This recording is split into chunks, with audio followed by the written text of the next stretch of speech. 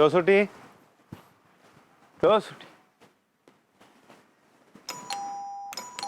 ജോസൂട്ടി ആ കുഞ്ഞൂട്ടനാ എന്നെന്തിനു വിളിപ്പിച്ചേ? ആ ഞാനേ നീ വീട്ടിൽ പോണെന്ന് പറഞ്ഞിട്ട് എന്തായി? എനക്ക് വീട്ടിൽ പോണ്ടേ, എനിക്ക് എന്റെ അമ്മേനെ അച്ഛനും കാണണ്ടേ, പിന്നെ ഒരു 10,000 രൂപ തരാന്നും പറഞ്ഞു. ഒരു മാസം മുമ്പേ ഞാൻ കാര്യം പറഞ്ഞിട്ടുണ്ട് ഇത്ര ദിവസത്തിനുള്ളിൽ എനിക്ക് പോകണമെന്ന്. ഇപ്പൊ പൈസ തരുന്ന ഒരു കൂട്ടവും കുറിയും ഇല്ല, അങ്ങനത്തെ പരിപാടിയില്ല. ഞാൻ പോകുന്ന പറയുമ്പം ഒന്നും മിണ്ടാണ്ടായിരിക്കും നടക്കുന്നത്. ഞാൻ ഇനി എന്തുണ്ടെങ്കിൽ നാളെ ഞാൻ പോയി പൈസ കിട്ടിയോ കിട്ടിട്ടോ എന്റെ വീട്ടിൽ പോയി. ഞാൻ അങ്ങനെ പറയല്ലേ. എന്താന്നാ നിനക്ക് പൈസ തന്നെ ഒന്നും ഇല്ലാഞ്ഞിട്ടല്ല.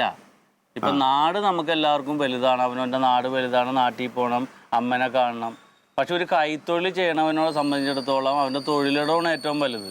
അപ്പൊ നീ അതിനോടൊരു ആത്മാർത്ഥത കാണിക്കണം. എനിക്ക് ആത്മാർത്ഥത ഇല്ലേ? അല്ല, നീ ആത്മാർത്ഥത കാണിക്കണില്ലെന്നല്ല പറയണത്. നിന്നെ വിശ്വസിച്ചയാളെ ഏൽപ്പിച്ചേക്കണല്ലേ. നീ വായിച്ചിട്ടില്ലേ വെളിച്ചം ദുഃഖമാണുണ്ണി തമസല്ലോ സുഖപ്രദോന്നൊക്കെ? വെളിച്ചം ദുഃഖമാണുണ്ണി. വെളിച്ചം എന്റെ നാട്, തമസ് ആശാന്റെ തയ്യൽക്കട. ഇനി എപ്പോഴത് ഇരുട്ടായിരിക്കും തമസ്? ഞാൻ പോരേ. അല്ല, നീ ഇട്ടുകൊണ്ട് പോണെന്നാ?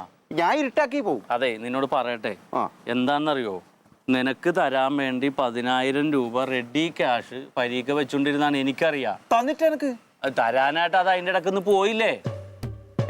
എടാ, നിനക്ക് തരാൻ വെച്ച കാശ് ഒരുത്തിന് കൊടുക്കേണ്ടി വന്നില്ലേ? ആർക്ക്? നമ്മുടെ ആ കോളനിയിലെ കച്ചറ ഗോപാലനില്ലേ? ഓനെന്തിനു കൊടുക്കേണ്ട ആവശ്യം? എടാ, അയാള് ഭാര്യയുടെയും മക്കളുടെ ഒക്കെ ഡ്രസ്സ് നിങ്ങൾക്ക് തയ്ക്കാൻ തന്നാ.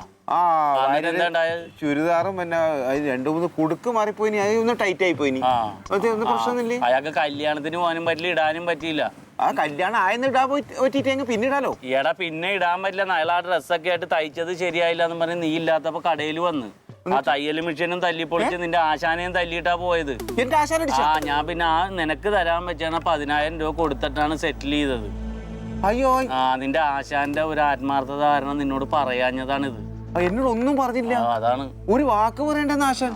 പറയാനായിട്ട് നീ കാശും ചോദിച്ച് നടക്കല്ലേ ദിവസവും? ഈ പൈസ എനക്ക് തരാനുള്ള പൈസ അയാൾക്ക് കൊടുത്തു.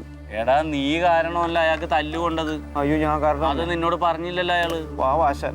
ഞാനാ പറഞ്ഞത് കുഞ്ഞൂട്ടന് കൊടുക്കാനുള്ള പൈസ കൊടുത്തിട്ട് അത് ഒഴിവാക്ക്. അവന് പരീക്കാനോട് ആത്മാർത്ഥമുള്ളതല്ലേ, അവനൊരു അക്ഷരം മിണ്ടൂലെന്ന് പറഞ്ഞു. ഇത് എന്റെ ആശാൻ അടിച്ച. എന്ന് പേരെന്ന് പറഞ്ഞേ?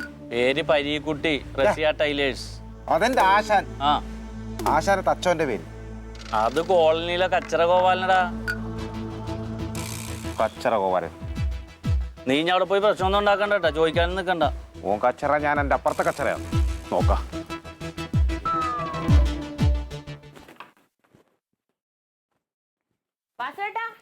വിളിച്ചു പിന്നെന്ന്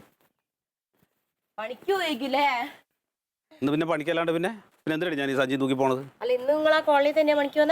ഇന്ന് കോളനിയിലല്ല, ഇന്ന് കോളനിയുടെ തൊട്ടപ്പുറത്ത് വലിയൊരു രാജകൊട്ടാരുണ്ട്. ആ കൊട്ടാരത്തിന്റെ ഉള്ളിലാണ് പണി. കൊട്ടാരത്തിന്റെ പേര് പറഞ്ഞാൽ പിന്നെ നിനക്ക് അറിയില്ലല്ലോ, അതുകൊണ്ട് കോളനി എന്ന് പറഞ്ഞാണ്. എന്താടി കോളനിക്ക് കുഴപ്പം? കോളനിക്ക് അവിടെ ആ കച്ചറ ഗോപാലിന്റെ കോളനി അല്ല, അവിടെ എന്നും തല്ലും വഴക്കാന്നാ കേട്ടെ.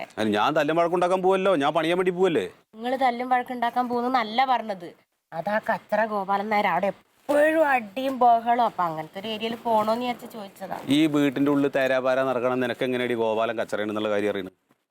പേര് കേൾക്കുമ്പോ അറിയില്ലേ? പേര് കേൾക്കുമ്പോ എങ്ങനെ അറിയണ്? കച്ചറ ഗോപാലൻ. കച്ചറ ഗോപാലൻ നായരാ? ഗോപാലൻ നായരാരാന്ന് എന്നോട് പറഞ്ഞു.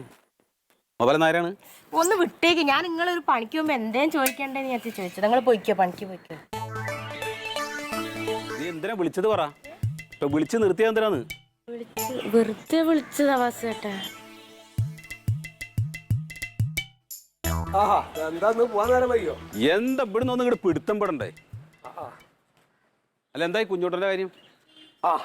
ഒന്നൊതുങ്ങിയ മട്ടുണ്ട്. ഇപ്പൊ അടുത്ത ആഴ്ച പോകണുള്ളൊന്ന് തീരുമാനമൊക്കെ ആയിട്ടുണ്ട്. അതെയാ?